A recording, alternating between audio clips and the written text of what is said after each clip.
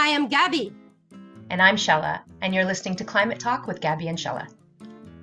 Today, we're going to be talking to Steve LeVine, who is the author of The Oil and the Glory and Putin's Labyrinth, and my favorite, The Powerhouse. He writes The Electric, a new publication on batteries, electric vehicles, and geopolitics. He's also a senior fellow at the Foresight Strategy and Risk Initiative at the Atlantic Council, and he's also an adjunct professor at Georgetown University School of Foreign Service, my alma mater. He was previously a foreign correspondent and journalist for the Wall Street Journal and New York Times. We'll be talking to Steve about his views about batteries, how much demand there will be for stationary and electric vehicle batteries, and if we have enough minerals to supply all of those batteries. We can't wait to talk to him. Let's bring him on. Today, we're super excited. We're here with Steve LeVine, a guru in the battery space. Steve, thank you so much for making the time. We are extremely excited to have you here. We thought we could start with a question, a more personal, if you will. You're a journalist, and you used to do a lot of research, and you wrote a couple of books on oil and on Russia, and then you published The Powerhouse, which is a book that our entire team loves, in 2015. Why batteries and why that career trajectory? Can you share more with us? Yeah, thanks. First, thank you very much for including me in your podcast. Really excited about what we're going to talk about today.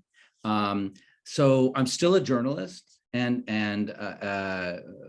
I'm really doing the same thing. You know, I've done geopolitics, and how whatever it is I'm working on, how does it impact the power and influence of nations? And the first book was on oil in the former Soviet Union, and how the United States and Russia struggled over who was going to control that oil. Why? That was a projection of power, of economic and political power. And if you just swap batteries into that equation, batteries and geopolitics, it's a very interesting lens into the period we're just beginning. Actually, I mean, we've gone far enough that we can start to see who is going to have economic influence and project that influence, and how. And you can see the other players seeing that. Of course, I'm talking about China. But you can see the other players getting a little bit nervous and starting to put down facts on the ground to counter that power. That's really fascinating. And I know you wrote recently in the New York Times an opinion piece exactly about that struggle between the US and China, and how China does already dominate the supply chain. And the US, even with its battery plants springing up, may be already a bit too late, and the impact that will have. So could you talk a little bit more about that, about your views there, and then perhaps also touch on these other players that you're mentioning who are starting to put their roots down? Right. So this goes back 10 years, and 10 or 12 years, and it was during the financial crash, and China and the US and some other countries, South Korea and Japan, a few players in Europe as well,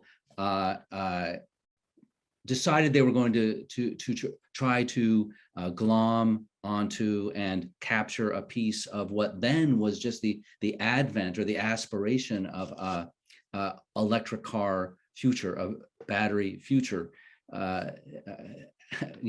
Fast forward just a few years, everyone lost interest except Elon Musk and China, and both of them stuck with the game all the way through the teens, the last decade, and now it's paying off. So China decided it was going to capture, it was going to own the whole supply chain from the raw ore, the mining of the raw ore, all the way to the creation of cells, battery packs, and ultimately electric cars. And Elon Musk too, the same sort of trajectory. But what that means is that China has Chinese companies have possession of most of the world's battery metals, the cobalt, nickel, lithium, manganese, aluminum, and the refining of these metals into the final form, going into the cathode powders and ultimately into the cells. And everyone else who's in this game is buying their precursors, their chemicals, their battery metal chemicals from Chinese companies. And it's two things. One is for the U.S. and China and the U.S. are primary technological rivals, and so you have U.S. companies relying on their country's primary technological rival to beat that rival, and so you can see that it's kind of awkward, and then the second thing, it's a flashpoint. Remember, the Asian part of World War II started because the US cut off oil to Japan.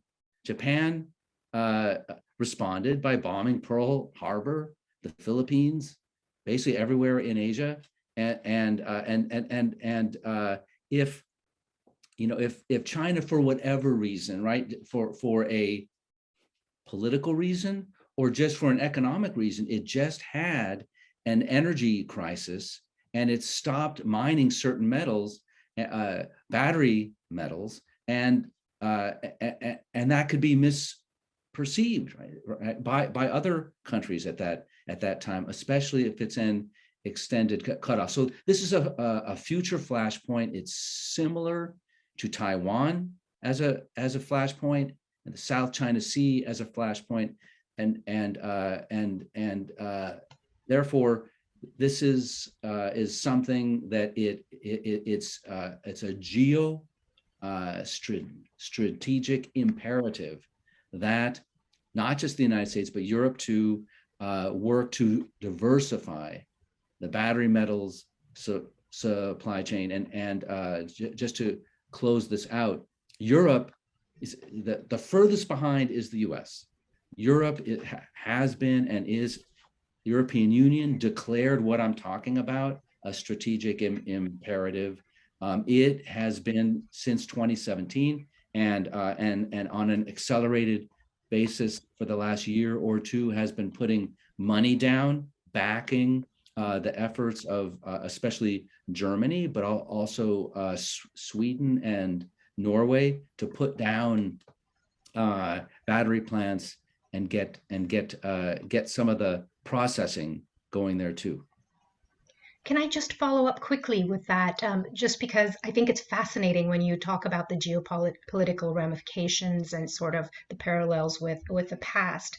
But when you're talking about batteries and sort of the immense work that has already gone into getting China to where it is now, let's say even today, if the U.S. starts pouring the amount of money that would be required, what would the options be? I know you talk about the U.S. being ahead in innovation, for instance, but, with the materials, the primary sources of supply, especially with cobalt being dominated by China, I know that's reducing in terms of how much it comprises of the chemistry with kind of recent innovations. But, even if the U.S. was full-heartedly behind the processing and started focusing on that, is it too late? It's too late almost too late for the 2020s. So the 2020s are basically lost. So just presume that the scenario you just laid out happens. Everyone gets on board in the United States and Europe and starts going 90 miles an hour to put down the processing plants. Those won't come online until the end of the decade, toward the end of the decade. So so you start doing that now so that you're okay in the 2030s. And the other thing to know is that the winners in the battery race and the EV race are being decided now by investments and products that are being decided, developed, and put into the commercial channels now. And these will only come on the market in the mid-decade, 2023 to 2025. For those who are waiting, like, you're all going to be losers, right? If you're still waiting, then the folks who are making their final decisions and doing their final little tweaks and closing the screws and hammering the last nails, those are the winners in this decade. But Steve, is this mismatch, are we exaggerating it? Because China, on the solar panels, for example, produces 70%, but 50% of all the installed capacity is in Asia. Similar to the battery, produces about 70%, but over half of the BEVs on the planet are in China. So they're producing, but they're also consuming, which means that the rest of the world has solutions in place. And then an additional question is, are we then talking about a deglobalization of these two very important and relevant technologies? When you say deglobalization, do you mean regionalization of the supply chain? Exactly, because in the last 30 years, manufacturing has been pretty much dominated by China. Yeah, well, so first, the part about China producing for its own market, yes, that's right. But it also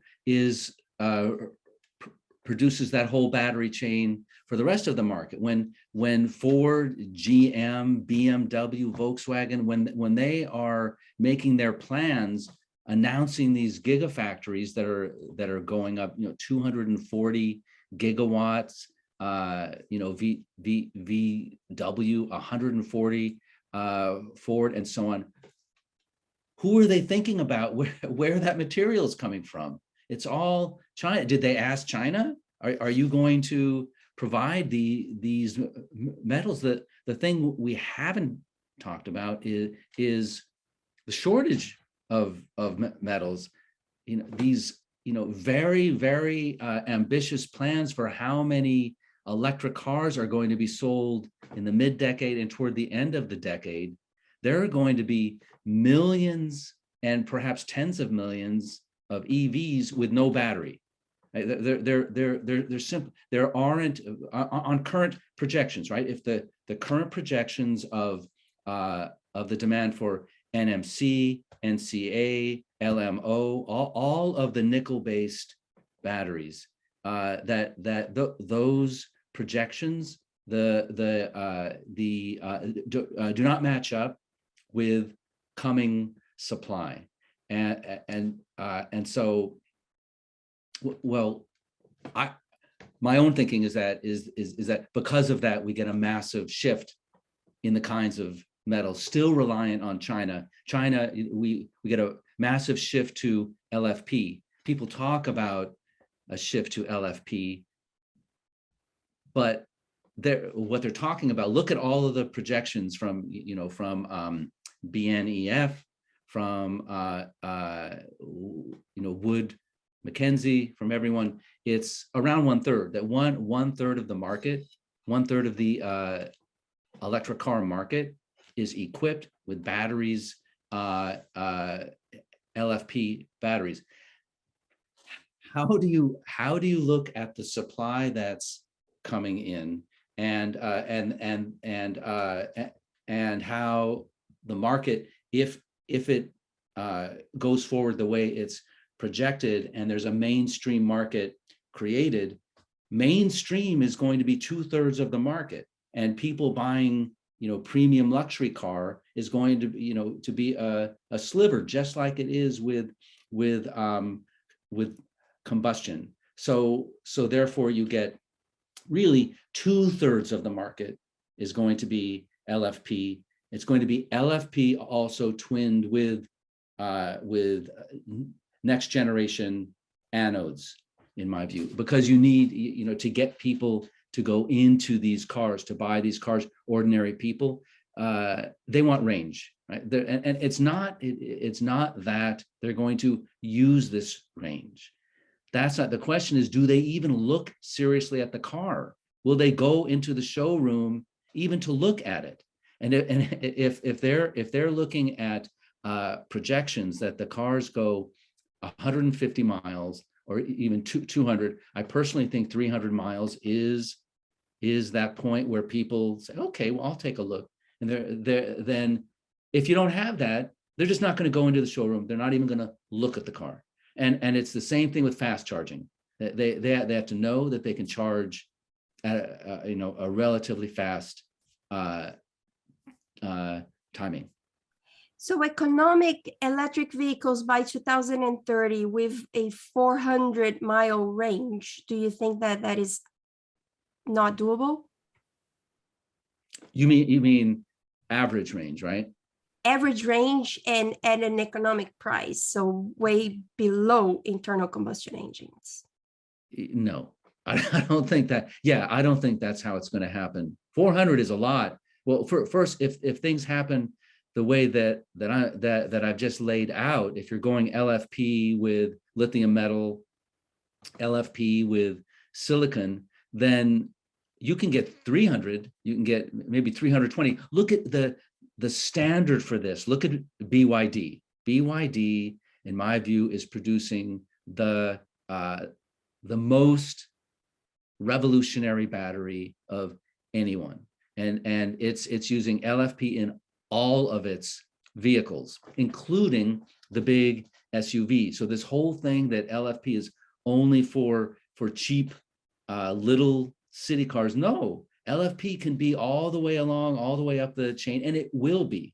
And it especially will be because they're going to put in these high capacity anodes. And the other thing that I think is going to happen, I'm sure you guys have paid attention to this really interesting turn of some of the new cathode makers making double these hybrid cathodes, LFP with basically a double cathode, right? And LFP and then manganese lead, like spinel, in the same cathode. So therefore you get that, both of them are cheap, manganese and iron, but also you get that manganese energy lift. So if you've got hybrid cathode, hybrid battery, right, with these next generation anodes, you can get 300, 320, and a low price.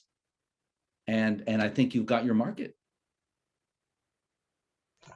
And what are the implications? So if the world, if Europe and the US were to adopt that approach, which makes sense, what are the implications in terms of the market for that kind of product in the next, let's say, 5 years?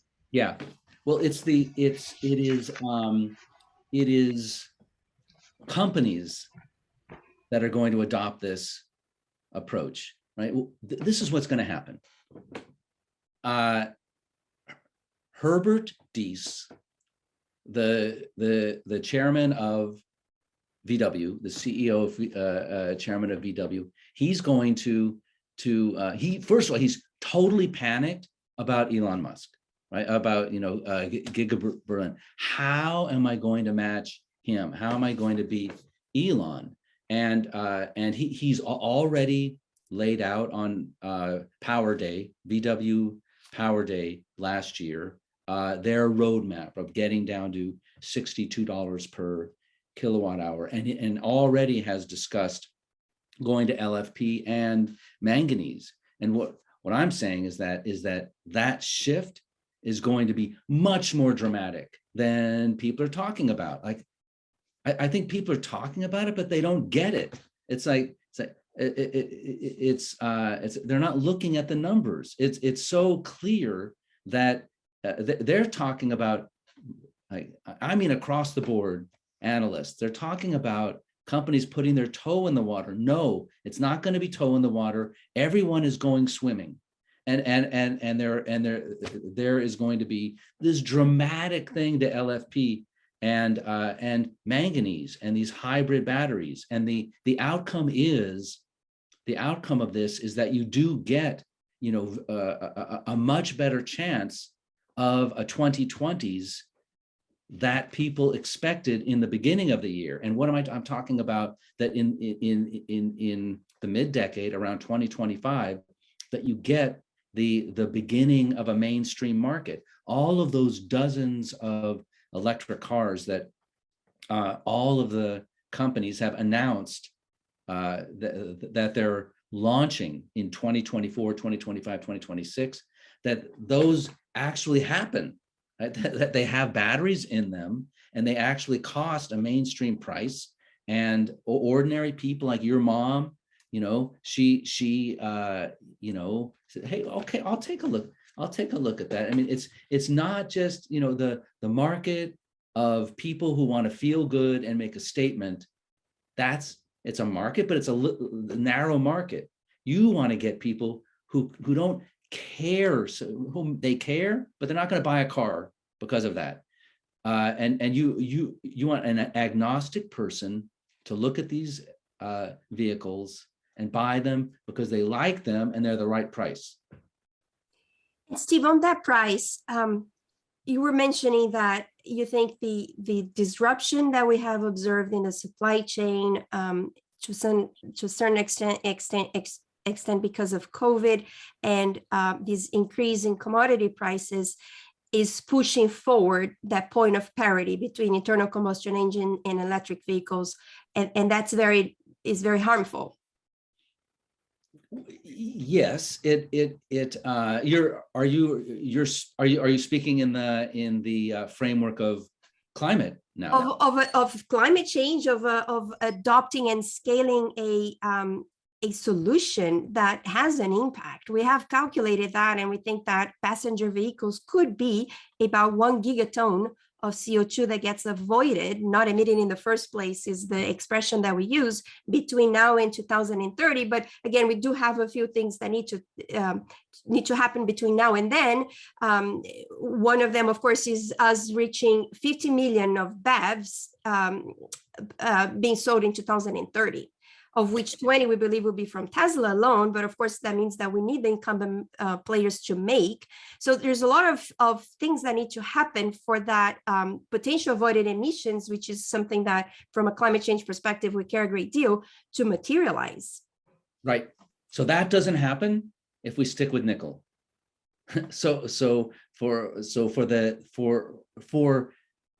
the survival of these companies, right? They want to survive.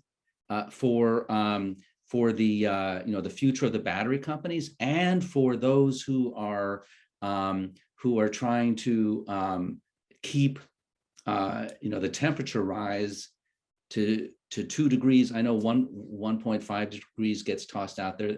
That's not true. I mean, that's not going to happen.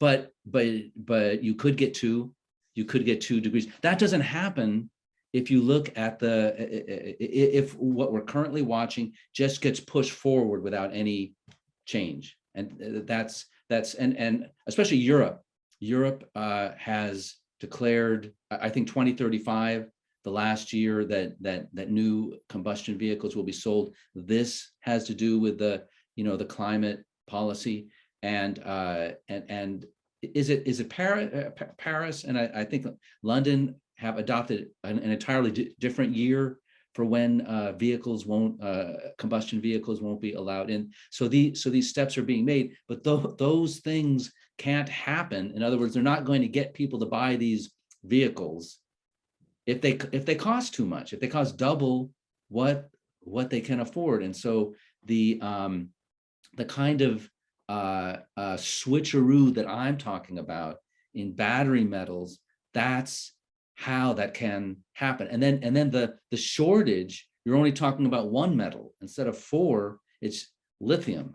Right? So you've still got a big shortage of lithium, and a lot of work is going to have to be done to boost global supply and also refining capacity, but it's much different from having nickel, cobalt, aluminum, manganese shortages too. I think that's fascinating. And also going back, I guess, to your earlier comments on the geopolitical aspects of this. I know lithium, the big part of it comes from Australia and perhaps other places too. But so what do you see as sort of the consequences? You mentioned BYD as well as the winners of this dramatic uptake in LFP. All right. Okay. So I kind of flicked at this, but it won't surprise anyone that the dominant actor in LFP and iron is China. So China makes virtually all of the LFP on the planet, and so you're still in the position of Europe and the United States having to invest in and put down factories that process the lithium and iron and phosphate into the final cathode powders. The work still has to be done, and I've done quite a bit of questioning. I'd be interested if you guys have a different perception. I'm not getting that much is happening in LFP. I mean that in Europe and the United States, I'm not hearing that of plans to put down these kinds. There's a little bit here, a little bit there, and the people who I hear these little bit are like marginal actors, people you've never heard of before. Like Joe decides he's going to build an LFP plant, and do raise money on the internet, right? And not big players. So this is something that is very serious, and we're going to have to see investment in this. And I think that the people who do that are going to be winners. So that should be the next investment. That's your third investment fund. Steve, we have not even talked about stationary needs, right? If we are to solve intermittence and the grid is to become predominantly renewable, we need even more batteries. We've done our own research and a little bit of number crunching, and our figure is 5,750 gigawatt hours by 2030. 30% of that being stationary and 70% being what is needed for the electric vehicles. So how are we to clean our grid and having to go right from current levels to figures that are about 100 times bigger? That's a huge challenge. Yeah, is that 100? Are we at? I saw an estimate that we're at 1 terawatt. Is that exaggerated? I think that's exaggerated, grossly exaggerated. Right. Yeah, that's very, very hard. And what metals? Again, what metals are you going to use? What's the technology that you're going to use to get there? There is, I get very excited when I meet with and talk to people who are working in the ESS space, and that their plans, and there's so many different technologies in that space than in a car, because you don't, for the reasons you don't care about the space. I don't know what the answer to that is. Your question is, are we going to get to 5.7 terawatt hours, and 40% is your estimate, right? That's the stationary. 30% stationary, 70%, yeah, and that we are at about half. Yeah. I admittedly almost, I look almost exclusively at EVs and not at the stationary space. But just extrapolating about how much the battery industry has to scale up to get to the 4 terawatt hours that's necessary for the EVs, and now you're adding, 1.7 to that. It's, it's a big thing, and again, there needs to be a very hard look at the details of that, and what technology gets you there, and those decisions. If you agree with that, with the conclusion, that I've got, that the decisions made now are what's going to happen at the end of the decade. It's not something you can wait for. Then, right now, what are the metals that get you in 2030 to that figure? How do you scale up, and the investment necessary for that? It's a pretty steep ride. I do want to say it's in the same subject area, but a slight change, that a slight shift that I am very interested. I become very interested in the vehicle to grid technology. But I used to think that this was one of those things of, very clever people cleverizing. Hey, wouldn't it be cool, if we hooked everyone up to the grid, and then, we wouldn't need this power plant, and so on. But here in the United States, there are several cases of companies like Nuvei is one right here down the street from where I live, that has signed a deal with a local school district. And what's interesting about it is they not only that they have, well, Nuvei, its co-founder is the inventor of V to G. So that's one. Yeah, and so he's a very interesting character. But they've got the financing. That's how that's going to happen. Is that V to G companies that are twinned with finance, right? So you can walk into a bus, any bus fleet, school bus fleet, city bus fleet, and say, hey, you really ought to switch over to electric. It looks like it costs a lot, but but lifetime it doesn't. And incidentally, we have this financing. It won't cost you anything more. It's pretty easy to make that decision. And then suddenly the power, the grid, the expansion of the grid that's necessary for the electric cars and so on, don't have to be expanded, right? You don't need the peakers because of the V to G takes care of that. Anyway, I'm very interested in that. That's a trend that's just starting here in the States.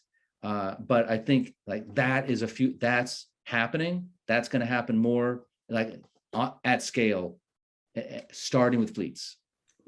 We could not agree more. And I've had the pleasure of being on a couple of discussions with Gregory ourselves. And again, there's an element of California here, right? There's that element that California is pushing with legislation. 67 or 676 is the number of the bill that states that vehicles to grid needs to be part of the solution for the Californian grid. And again, this is not a concept, this is in place, and we have abundant evidence of that. And we've been doing a lot of research on that. And I think that's incumbent players, Volkswagen and GM, and of course Ford with the F-150 that is installed by Sunrun. It's evidence that this again is not a concept, like you're saying, it's already in place. So we subscribe to that. We like to close the episodes talking about a bit of that vision for the future, 2030. You have already shared with us a lot of your insights, but tell us a little bit more on that V2G. And as we're there, its cousin VPP, which is the same use of aggregating existing behind the meter solutions, but on this case, stationary. Is the world going to embrace all of these solutions by 2030?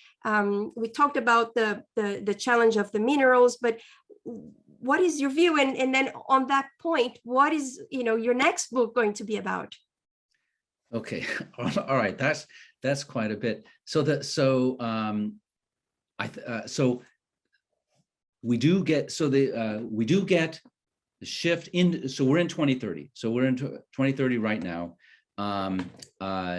V to G is a standard technology used by fleets around the world, around the world, in Europe and the United States, and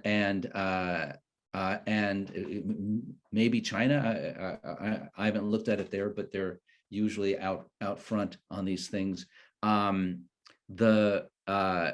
price, the average price of batteries has come down, $60 average. It could, you've mentioned to me 50. I hadn't thought about that. I suppose it could, especially if you get, especially if you're thinking at the pack level, right? Because a lot of these, we keep thinking at the cell level does not matter, right? And so again, looking at the Chinese, BYD and CATL. Okay, but let's just say it's 60. So if it's 60, using these kinds of metals that are ample, and I say if, I don't mean if. I mean that's what it is, right? In 2030, we are in an iron economy, mainly with some manganese. Manganese, remember, those cathodes don't exist yet, right? We're talking about them. Everyone's talking about them. No one has figured out yet how to actually use manganese in it, right? It's still dissolving into the electrolyte, and so they need to figure that out. So iron economy. I think there's serious tension between China, the United States, and Europe over the battery supply chain. China still is by far the dominant player in these metals. There even have been a couple of hiccups during the decade, right, where it's become very, very clear now to the West how reliant it is in the same way that we've been reliant the last 4 decades on OPEC. Exactly the same thing. And maybe that's a wake-up call in 2030. I don't think, like, as much as I'm shouting about this, and Simon Moores over at Benchmark shouts about this too.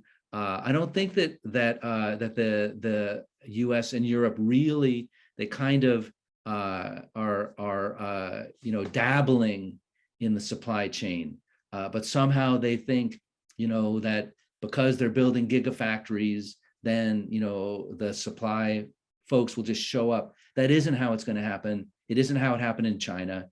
And you've got to have a policy, and you've got to create the ecosystem in which that kind of industry arises. So we're still in 2030 in this awkward position of relying on our greatest technological rival for our survival.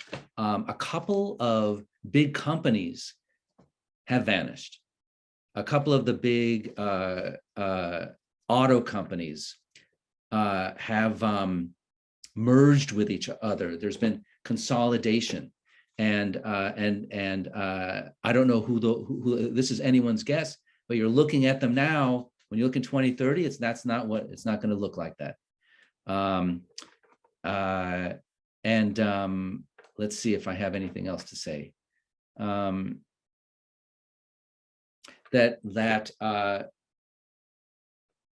There's something that caught my attention over the last year. There's this effect, Osborne Effect. It comes from the computer age, and it's this guy Osborne, who was a computer maker in Britain, actually, in the early 1980s. Of course, we don't know about him now because he was destroyed by the effect that now has his name, and that's that he made desktop computers, and they really caught on, and it was the Osborne 1, and then he announced, hey, next fall I'm going to have the Osborne 2, and wait till you see, you like this one, wait till you see that one. Sales of the Osborne 1 stopped.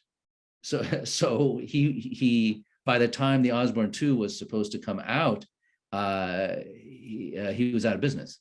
And so what it's that in anticipation of technological shifts, consumers anticipating that their taste can completely change, right? And so what if there's a critical mass of belief in among consumers that the internal combustion vehicle is obsolete, or it's going to be obsolete in the next 2 or 3 years, and the value in their car is going to plunge or vanish, evaporate. Then you get a massive shift, right? People dumping these cars, right? And this is something that could especially happen if you get affordable electric cars, and with not necessarily level 5, but maybe level 3.5 autonomous driving, like real capability, right? So people feel like it's a safety issue.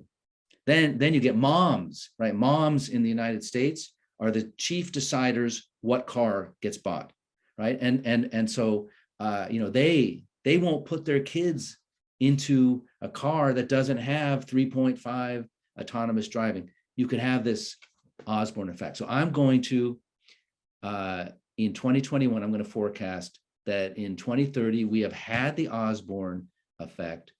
These other things, we've shifted to iron, so prices are good.